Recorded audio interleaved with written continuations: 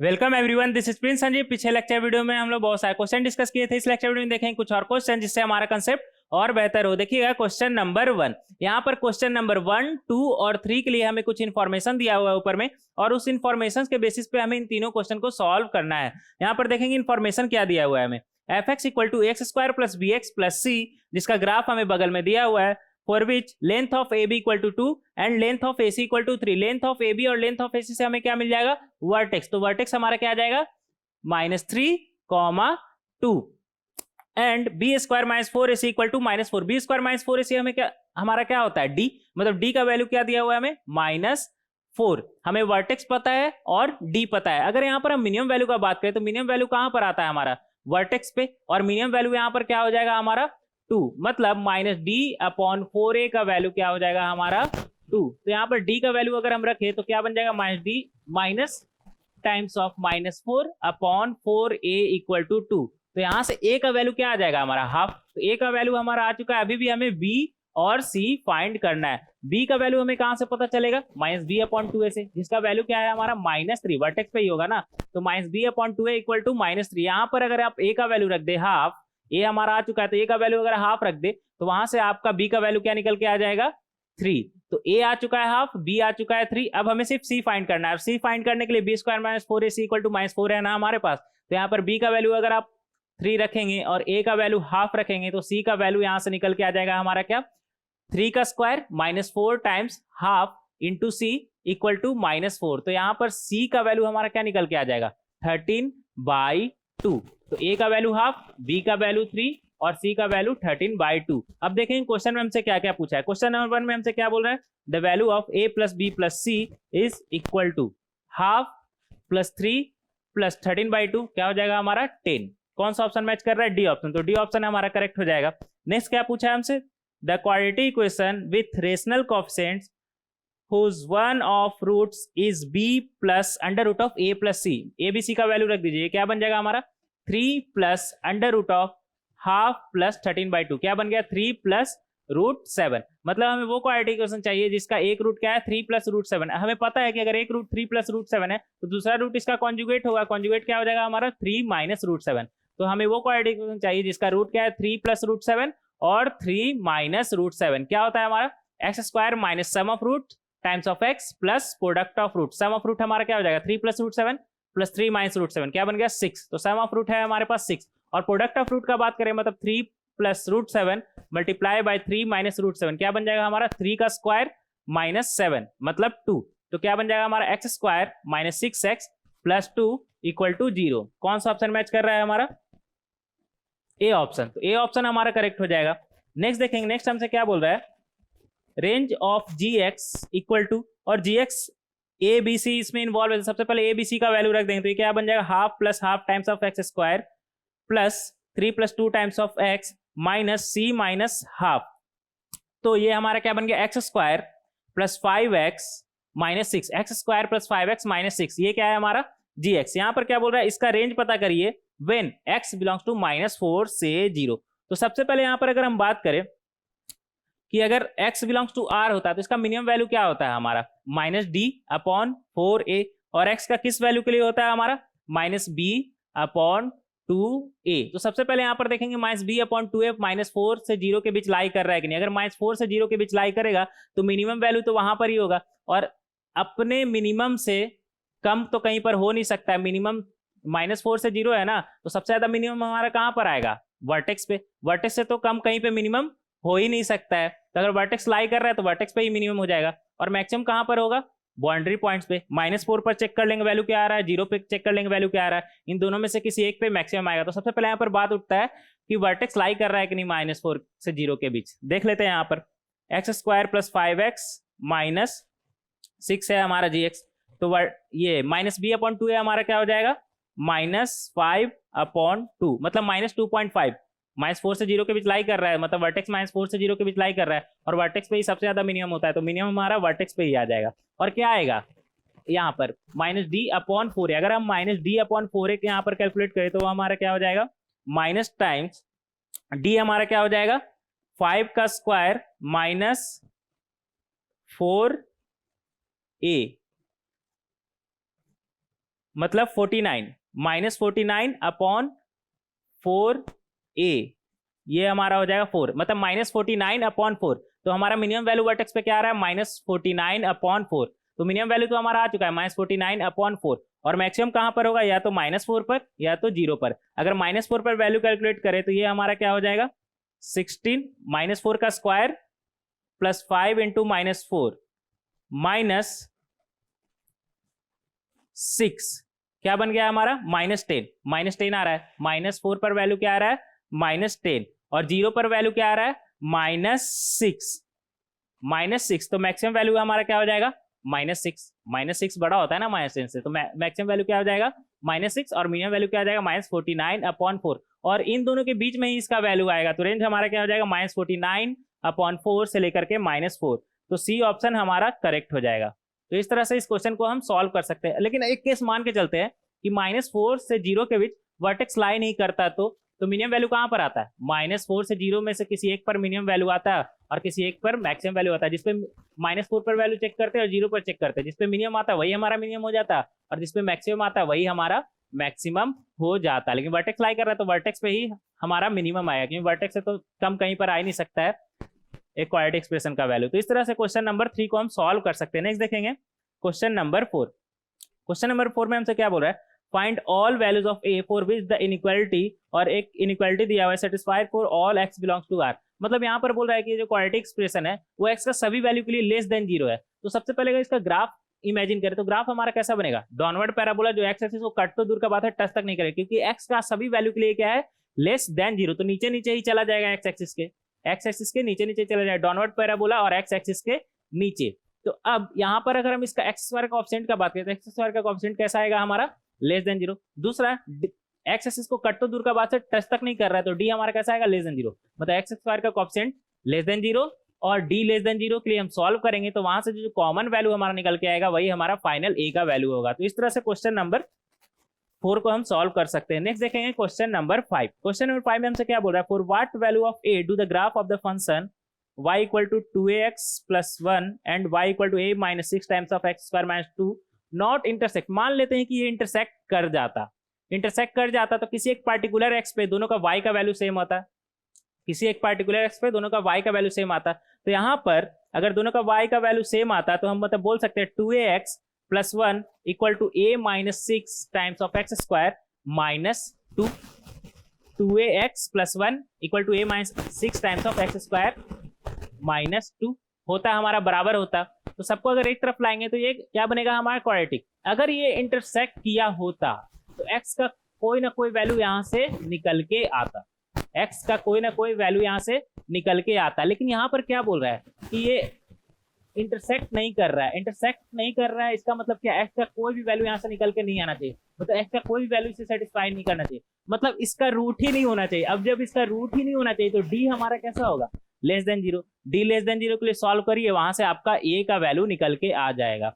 अगर मान लीजिए यहाँ पर बोलता है इंटरसेक्ट, तब हम क्या करते हैं, डी ग्रेटर देन 0 के लिए सॉल्व करते हैं, वहां से हमारा ए का वैल्यू निकल के आ जाएगा। लेकिन इस क्वाड्रेटिक को सॉल्व करते वक्त ये जो हम किए हैं यहाँ पर 2x plus 1 equal to a minus 6 times of x square minus 2 और सबको एक तरफ लाएं और डी लेस देन 0 के लिए इसे सॉल्व करें, तो सबसे पहले हमें श्योर हो जाएंगे ना कि ये क्वाड्रेटिक है कि नहीं। क्वाड्रेटिक कब नहीं होगा, ये जब एक्स स्क्वायर का कोएफिशिएंट हमारा कैसा हो जाए, 0। तो सबसे पहले एक्स स्क्वायर कोएफिशिएंट हमारा 0 नहीं होना चाहिए, फिर हम सॉल्व करेंगे और वहां से जो ए का वैल्यू आएगा, और फिर क्या सॉल्व करेंगे जब ये क्वाड्रेटिक ना हो। अगर ये क्वाड्रेटिक नहीं हुआ तो क्या हो जाएगा हमारा, फिर लीनियर। ये क्वाड्रेटिक नहीं हुआ तो फिर क्या हो जाएगा हमारा, लीनियर। और यहाँ पर हम डायरेक्ट देख के बता सकते हैं कि ए की जगह पर अगर 6 रहेगा तो ये क्वाड्रेटिक नहीं होगा, दूसरा वाला हमारा क्वाड्रेटिक नहीं बनेगा, फिर वो भी हमारा क्या हो जाएगा, -2। y इक्वल टू क्या आ जाएगा हमारा, -2। और दूसरा क्या है 2ax plus 1। तो देख लेंगे कि कौन सा ए का वैल्यू के लिए ये इंटरसेक्ट नहीं कर रहा है। तो इस तरह से हम इसको सॉल्व कर सकते हैं। बेसिक क्या था हमारा, सबको एक तरफ लाएंगे, d less than equal to less than के लिए हम इसे सॉल्व कर लेंगे, वहां से ए का वैल्यू निकल जाएगा। और ये भी चेक कर लेंगे एक बार, ऐसे ज्यादातर क्वेश्चन में जरूरी नहीं होता है, लेकिन क्वेश्चन में हमें तो चेक करना है ना, तो क्वेश्चन में एक बार चेक कर लेंगे कि यार क्वाड्रेटिक नहीं हुआ तो उस समय देख लेंगे कहीं इंटरसेक्ट तो नहीं ना कर जा रहा है ए का वैल्यू के लिए। अगर नहीं कर रहा है तो ठीक है, हमें नहीं करने वाला ए चाहिए, मतलब जिस ए के लिए नॉट इंटरसेक्ट है वो ए चाहिए। तो देख लेंगे फाइनल हमारा ए का वैल्यू क्या आ रहा है। तो इस तरह से क्वेश्चन नंबर 5 को हम सॉल्व कर सकते हैं। नेक्स्ट देखेंगे क्वेश्चन नंबर 6। क्वेश्चन नंबर 6 में हमसे क्या बोल रहा है, find the range of value of A such that F x is negative. यहाँ पर क्या बोल रहा है, एफ एक्स जो हमारा दिया हुआ है वो निगेटिव हो, उसके लिए ए का वैल्यू फाइंड करिए। तो यहाँ पर हम देख सकते हैं कि एफ एक्स में न्यूमरेटर है और डिनोमिनेटर है। अगर यहाँ पर हम डिनोमिनेटर का बात करें तो डिनोमिनेटर का डी लेस देन जीरो है। अब डी लेस देन जीरो है तो एक्स एक्सिस कट तो दूर का बात है, टच तक नहीं कर रहा है। एक्स एक्सिस कट तो दूर का बात है, टच तक नहीं कर रहा है। अगर इसका ग्राफ इमेजिन करें तो ग्राफ कैसा होगा, एक्स एक्सिस के ऊपर ऊपर ही अपवर्ड पैराबोला। अपवर्ड पैराबोला कैसे पता चला, एक्स का कोएफिशिएंट है क्या है हमारे पास 1। अब एक्स का कोएफिशिएंट पॉजिटिव है तो कैसा होगा, अपवर्ड पैराबोला। और एक्स एक्सिस कट तो दूर का बात है, टच तक नहीं कर रहा है, मतलब ऊपर ऊपर ही चला जाएगा। तो नीचे वाला के लिए हमें डिनोमिनेटर के लिए कोई तो दिक्कत ही नहीं है, वो हमेशा हमारा पॉजिटिव ही रहेगा। तो ये ओवरऑल एफ एक्स हमारा निगेटिव आया, ऐसा कब पॉसिबल, जब न्यूमरेटर हमारा निगेटिव है। तो न्यूमरेटर लेस देन जीरो के लिए हमें सॉल्व करना है, और न्यूमरेटर लेस देन जीरो के लिए हमें सॉल्व करना है कि न्यूमरेटर हर एक्स का वैल्यू के लिए लेस देन जीरो है। तो सबसे पहले हम इमेजिन करेंगे ग्राफ इसका ग्राफ बनाना है तो ग्राफ कैसा बनेगा, एक्स का हर वैल्यू के लिए लेस देन जीरो है तो सबसे पहले कैसा होगा, डाउनवर्ड पैराबोला होगा। कैसा होगा, डाउनवर्ड पैराबोला होगा। और एक्सिस को कट तो दूर का बात है, टच तक नहीं करे, क्योंकि अगर टच भी कर गया तो इक्वल टू जीरो हो जाएगा, जबकि हमें वैल्यू कैसा चाहिए ऊपर वाले का, लेस देन जीरो। तो अगर इसका ग्राफ इमेजिन करें तो ग्राफ में कर्व कैसा होगा हमारा, डाउनवर्ड पैराबोला, और एक्स एक्सिस को टच तक नहीं करे। तो वहां पर हम बोल सकते हैं कि एक्स का coefficient less than zero. Solve किसे करेंगे हम, एक्स स्क्वायर का कोएफिशिएंट लेस देन जीरो। दूसरा डी कैसा सॉल्व करेंगे, लेस देन जीरो। क्यों, क्योंकि एक्स एक्सिस को कट तो दूर का बात है, टच तक नहीं कर रहा है, तो डी कैसा होगा हमारा, लेस देन जीरो। मतलब एक्स स्क्वायर का कोएफिशिएंट लेस देन जीरो और डी लेस देन जीरो के लिए सॉल्व करेंगे, वहां से जो हमारा ए का वैल्यू निकल के आएगा वही हमारा फाइनल आंसर होगा। तो इस तरह से हम क्वेश्चन नंबर 6 को सॉल्व कर सकते हैं। नेक्स्ट देखेंगे क्वेश्चन नंबर 7। नेक्स्ट देखेंगे क्वेश्चन नंबर 7। क्वेश्चन नंबर 7 में हमें क्या दिया हुआ है, consider the quadratic polynomial f x equal to x square minus 4ax plus 5a square minus 6a। इसमें ए बी सी पार्ट दिया हुआ है हमें। तो ए पार्ट में क्या है हमारा, find the smallest positive integral value of a for which F x is positive for every real x. यहाँ पर क्या बोल रहा है, वो ए का वैल्यू फाइंड करिए जिसके लिए एफ एक्स का हर वैल्यू के लिए पॉजिटिव है। तो एक्स का हर वैल्यू के लिए सबसे पहले हम ग्राफ इमेजिन करें तो क्या होगा हमारा, ग्राफ इमेजिन करने में क्या आ जाता है, तुरंत तो आ जाता है, 5 से 6 सेकंड भी नहीं लग सकता है किसी को इसमें। तो अगर हम आप यहाँ पर ग्राफ का बात करें तो एक्स का कोएफिशिएंट कैसा है हमारा 1, मतलब पॉजिटिव, तो ग्राफ कैसा होगा, अपवर्ड पैराबोला। और दूसरा यहाँ पर बोल रहा है कि एक्स का सभी वैल्यू के लिए पॉजिटिव है, मतलब अपवर्ड पैराबोला, और एक्स एक्सिस कट तो दूर का बात है, टच तक नहीं करे, क्योंकि टच कर गया तो वैल्यू जीरो हो जाएगा, कट कर गया तो वैल्यू निगेटिव में भी जा सकता है। तो एक्स का सभी वैल्यू के लिए पॉजिटिव, तो ग्राफ कैसा बनेगा हमारा, अपवर्ड पैराबोला, और एक्स एक्सिस को कट तो दूर का बात है, टच तक नहीं करे। तो यहाँ पर हमें वो ए का वैल्यू फाइंड करना है, इस ग्राफ के लिए ए का वैल्यू फाइंड करना है। सबसे पहला एक्स का कोएफिशिएंट कैसा होना चाहिए हमारा, पॉजिटिव, पहले से ही है 1, तो उसका तो कोई दिक्कत नहीं है। दूसरा कट भी नहीं कर, कट तो दूर का बात है, टच तक नहीं कर रहा है, तो डी हमारा कैसा होना चाहिए, लेस देन जीरो। तो डी लेस देन जीरो के लिए आप सॉल्व करें, वहां से आपका ए का वैल्यू निकल के आ जाएगा, और उनमें से जो स्मॉलेस्ट पॉजिटिव होगा वही हमें यहाँ पर आंसर करना है, क्योंकि यहाँ पर क्या बोला है हमसे, smallest positive integral, smallest positive integral उनमें से जो होगा वही हमारा फाइनल आंसर हो जाएगा। अगर इसका बी पार्ट का बात करें तो बी पार्ट में हमसे क्या बोला है, find the largest distance between the roots of the equation f x equal to zero. Roots, इसका जो रूट्स है उसका लार्जेस्ट डिस्टेंस हमें फाइंड करना है। तो अगर यहाँ पर इसका हम रूट फाइंड करें तो रूट का डिफरेंस हमारा क्या होता है, रूट का डिफरेंस हमारा क्या होता है, root d upon mod of a. Mod of यहाँ वो वाला ए नहीं है, यहाँ पर ए अलग है, मतलब यहाँ पर ए कहने का मतलब कोएफिशिएंट ऑफ एक्स स्क्वायर, तो कोएफिशिएंट ऑफ एक्स स्क्वायर हमारा है 1, मतलब root d upon mod of 1, root d. और डी हमारा, डी जब यहाँ पर निकालेंगे तो अंदर में हमारा एक क्वाड्रेटिक बनेगा, और वो क्वाड्रेटिक ए में होगा, तो उसका अगर मैक्सिमम फाइंड कर लिए तो रूट के बीच का डिफरेंस का हमारा मैक्सिमम पता चल जाएगा। तो इस तरह से हम मैक्सिमम वैल्यू, यहाँ मैक्सिमम डिस्टेंस दो रूट के बीच का फाइंड कर सकते हैं। ये था हमारा बी पार्ट। नेक्स्ट देखेंगे सी पार्ट। सी पार्ट में हमसे क्या बोला है, find the set of values of a for which range of F x is -8 से इन्फिनिटी। यहाँ पर क्या बोल रहा है, ये जो हमारा क्वाड्रेटिक एक्सप्रेशन दिया हुआ है वहां पर वो ए का वैल्यू फाइंड करिए जिसके लिए इसका रेंज क्या है, -8 से इन्फिनिटी, मतलब इसका मिनिमम वैल्यू क्या हो गया हमारा, -8। तो यहां पर हम क्या लगाएंगे, -d/4a, और वो किसके बराबर आना चाहिए, -8, तभी ना हमारा रेंज आ जाएगा -8 से इन्फिनिटी, मतलब मिनिमम वैल्यू आ जाएगा -8। तो यहाँ पर -d/4a इक्वल टू आप -8 को सॉल्व करेंगे तो वहां से आपका ए का वैल्यू निकल के आ जाएगा। यहाँ पर -d/4a में ये वाला ए नहीं है, -d/4 times coefficient of x square. यहाँ पर जो भी अभी हम ये बोल रहे हैं फॉर्मूला में, वो क्या है, coefficient of x square. Coefficient of x square क्या है हमारा 1, मतलब -d/4 इक्वल टू -8 के लिए आप सॉल्व करें, वहां से आपका ए का वैल्यू निकल के आ जाएगा। तो इस तरह से आप क्वेश्चन नंबर 7 का ABC पार्ट सॉल्व कर सकते हैं। नेक्स्ट देखेंगे क्वेश्चन नंबर 8। क्वेश्चन नंबर 8 में हमसे क्या बोल रहा है, we call P a good number if the inequality और numerator upon denominator less than equal to P is satisfied for any real x, find the smallest integral good number। यहां पर क्या बोल रहा है, P को हम तभी एक गुड नंबर कहेंगे जब ये इनइक्वालिटी को सेटिस्फाई करे x का सभी वैल्यू के लिए, और जो गुड नंबर है यहां पर उसमें से स्मॉलेस्ट हमें चाहिए, स्मॉलेस्ट इंटीग्रल गुड नंबर। ये जो गुड नंबर है उसमें से स्मॉलेस्ट इंटीग्रल गुड नंबर हमें चाहिए। तो सबसे पहले इस इनइक्वालिटी को हम सॉल्व करेंगे, वहां से जो P का वैल्यू आएगा वही हमारा P हो जाएगा, वही हमारा P हो जाएगा ना। और यहाँ पर गुड और बैड का कोई मतलब नहीं है, क्योंकि अगर गुड के जगह बैड ही बोलता है तब भी वही होता है। गुड से यहाँ पर कोई सेंस नहीं है, यहाँ पर सिर्फ ऐसे ही दे दिया है यहाँ पर गुड नंबर। अगर सिर्फ नंबर भी बोलता है तब भी हम सॉल्व करते हैं इसे। हाँ, तो सॉल्व करेंगे यहाँ पर। अगर हम P को इस तरफ ले आएंगे तो हमारा न्यूमरेटर में भी अगेन क्वाड्रेटिक बनेगा और डिनोमिनेटर में क्वाड्रेटिक बनेगा। Numerator upon denominator less than equal to 0 हो जाएगा ये। और यहाँ पर अगर हम डिनोमिनेटर को ऑब्जर्व करें तो डिनोमिनेटर तो अभी भी x square plus x plus 1 ही रहेगा। और इसका ऑब्जर्व करिए d कैसा है हमारा, लेस देन 0। अब इसका d लेस देन 0 है, मतलब ये x से कट तो दूर का बात है, टच तक नहीं करेगा। x से दूर का बात, कट तो दूर का बात है, टच तक नहीं करेगा मतलब। और ऊपर से x स्क्वायर का कोएफिशिएंट इसका क्या है 1, मतलब ग्रेटर देन 0। मतलब इसका ग्राफ इमेजिन करें तो ग्राफ कैसा होगा, x एक्सिस के ऊपर ऊपर ही चला जाएगा अपवर्ड पैराबोला। मतलब x का सभी वैल्यू के लिए ये क्या है, पॉजिटिव। मतलब अगर हम डिनोमिनेटर का बात करें तो x का सभी वैल्यू के लिए पॉजिटिव है, और ओवरऑल हमें लेस देन इक्वल टू 0 के लिए सॉल्व करना है। तो मतलब एक तरह से क्या होगा, डिनोमिनेटर तो पॉजिटिव है, बस numerator less than equal to 0 के लिए सॉल्व करिए वहां से। और denominator less than equal to 0 कब आएगा हमारा, जब d less than equal to 0 आएगा और coefficient of x square less than 0। तो हमें क्या सॉल्व करना है, coefficient of x square less than 0, दूसरा d less than equal to 0।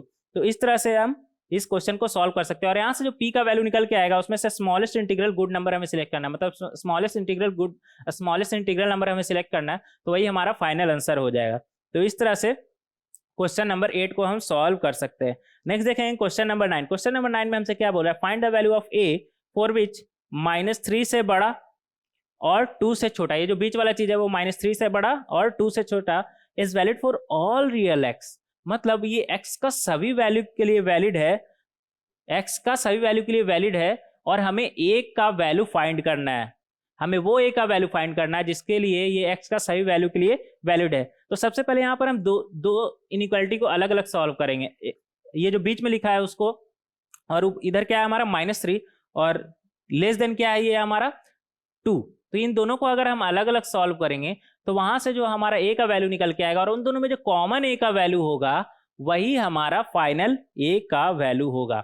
तो इस तरह से हम इसको सॉल्व कर सकते हैं। यहाँ पर ध्यान देने वाली बात है कि दोनों को हम अलग अलग सॉल्व करें, दो इनइक्वालिटी रहेगा इसमें, दोनों को अलग अलग सॉल्व करेंगे, और इन दोनों में जो कॉमन वैल्यू आएगा a का वही तो सेटिस्फाई करेगा दोनों को एक साथ, तो वही हमारा फाइनल आंसर हो जाएगा। तो ये था हमारा क्वेश्चन नंबर 9। नेक्स्ट देखेंगे क्वेश्चन नंबर 10। क्वेश्चन नंबर 10 में हमसे क्या बोल रहा है, the graph of the curve x square equal to 3x minus y minus 2 is strictly below the line y equal to k then. तो यहाँ पर क्या दिया हुआ है, हमें एक ग्राफ दिया हुआ है। सबसे पहले ये ग्राफ जो है ना अरेंज करके नहीं दिया हुआ, तो सबसे पहले आप इसे अरेंज कर ले। तो इसे अरेंज करेंगे तो ये हमारा क्या बन जाएगा, y equal to minus x square plus 3x minus 2। और यहाँ पर अगर हम इसका ग्राफ इमेजिन करें तो इसका ग्राफ कैसा होगा, सबसे पहले एक्स स्क्वायर कोएफिशिएंट कैसा है हमारा माइनस, एक्स स्क्वायर कोएफिशिएंट कैसा है हमारा निगेटिव, तो निगेटिव है तो कर्व कैसा होगा डाउनवर्ड पैराबोला। और एक्सिस को कट या टच करेगा ना, वो इस बात पर डिपेंड करेगा कि वो इसका रूट है कि नहीं। अगर रूट देख लीजिएगा, रूट अगर 2 होगा तो एक्सिस को 2 जगह पर कट करेगा, एक रूट होगा तो सिर्फ टच करेगा, लेकिन होगा कैसा डाउनवर्ड पैराबोला। आगे देखेंगे इसमें क्या बोल रहा है, strictly below the line y equal to k। मतलब अगर लाइन हम y equal to k draw करें, line y equal to k किसके पैरेलल होता है हमारा x एक्सिस के, अगर y equal to k draw करें हम तो जो भी कर्व है ये वो y इक्वल टू k के नीचे आना चाहिए। देन मतलब देन k का वैल्यू हमसे पूछा है, ऑप्शन से लग रहा है k का वैल्यू हमसे पूछा है, तो इसका ग्राफ जो है उसमें जो कर्व है वो हमारा कैसा आना चाहिए, line y equal to k के नीचे आना चाहिए। मतलब इसका मैक्सिमम वैल्यू हमारा k के नीचे ही आना चाहिए। और इसका मैक्सिमम वैल्यू हमारा क्या आएगा, अगर मैक्सिमम वैल्यू अगर हम निकाले तो मैक्सिमम वैल्यू हमारा क्या होता है -d/4a। मतलब -d/4a हमारा k k से कम आना चाहिए, क्योंकि k से ज्यादा हुआ तो वो तो क्रॉस कर जाएगा y इक्वल टू k को, तो k से कम आना चाहिए। और मैक्सिमम वैल्यू इसका क्या है, हमारा मैक्सिमम वैल्यू क्या होता है, माइनस डी अपॉन 4 है, तो माइनस डी अगर इसका निकाले तो डी हमारा क्या बन जाएगा यहाँ पर 3 का स्क्वायर 9 माइनस 4 इंटू -1 इंटू -2 मतलब -8, 9 -8, तो न्यूमरेटर क्या बन गया हमारा 1, और नीचे में क्या आ जाएगा 4a, a क्या है हमारा -1, मतलब minus times of -1 upon 4 into -1, तो यहाँ पर माइनस माइनस ऊपर में नीचे तो कट गया, बचा क्या 1/4, मतलब इसका मैक्सिमम वैल्यू, इसका जो मैक्सिमम वैल्यू है वो क्या आ गया हमारा 1/4, 1/4 k से कम होना चाहिए। कौन सा ऑप्शन मैच कर रहा है हमारा, बी ऑप्शन मैच कर रहा है हमारा, तो बी ऑप्शन हमारा करेक्ट हो जाएगा। तो इस तरह से क्वेश्चन नंबर 10 को हम सॉल्व कर सकते हैं। नेक्स्ट लेक्चर वीडियो में देखें कि अगर हमारे पास एक रेशनल अलजेब्रिक एक्सप्रेशन दिया हो, लीनियर बाय लीनियर या फिर क्वाड्रेटिक बाय क्वाड्रेटिक, तो उसका मैक्सिमम और मिनिमम वैल्यू हम कैसे फाइंड करते हैं। मिलते हैं नेक्स्ट लेक्चर वीडियो में, थैंक यू।